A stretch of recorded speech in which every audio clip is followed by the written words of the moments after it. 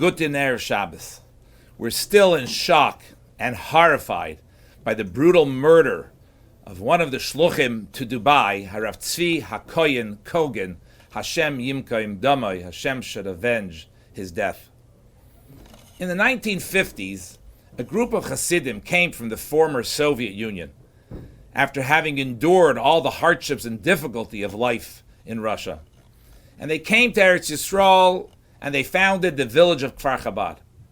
In 1956, terrorists came in and tragically killed 5 students and a teacher. They were horrified, and after all that they had endured, and now this terrorist attack, many of them decided to leave Kfar Chabad and just find another place to live. After a short period of time, the Rebbe sent them numerous letters. The first letter, the Rebbe said that the reason he didn't respond immediately is because Vayidem Aaron.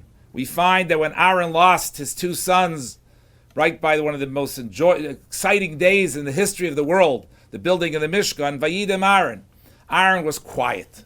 Now, what does it mean to be quiet? Well, there are those who respond to pain with words, either trying to make sense of the tragedies, trying to fit them into some sort of sensible paradigm. There are others there who allow the pain to cause them to bid farewell to hope or meaning or purpose or Hashem. But our answer, our response, Vayidem Aaron, is that although there are no answers or solutions to thinkable tragedies, there's no words or explanations or rationalizations. None of that can do justice to the enormous grief. Nonetheless, we don't give up, chas v'shalom. We are resolute, as the Rebbe told them also, behemshech habinyan tinachemu, that only through building and continuing will we be comforted. The pasuk says, "V'achai yiten alibay." The living need to take heart of what the deceased person stood for and try to live their lives accordingly. I spoke to someone who knew Harav Tzvi Kogen, and one of the amazing things about Harav Tzvi Kogen is he was a joyful person. He was a person that never needed the focus on him. You know, last week's parsha we learned about Eliezer.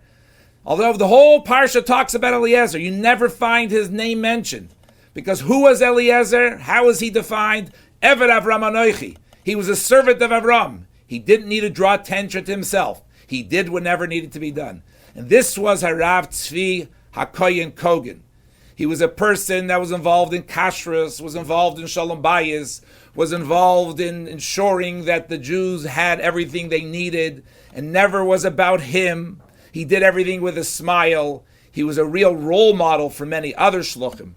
And each and every one of us will hopefully reflect on his life and learn something and implement it in our own lives and continue to move ahead resolute in spreading Torah and Yiddishkeit and working to bring Mashiach. We've been talking in the recent weeks about timeless values today. And I think if we think about this whole story and we think about Tzvi Kogen, we have the value of faith. We have the value of resilience, the value of joy that he lived his life with, the value of kindness and heart that Reb Tzvi lived. Many, many values that we can reflect on and hopefully incorporate into our lives. Hashem should console the family, and Hashem should bring consolation to the entire world with the coming of Mashiach b'mheir b'yameinu.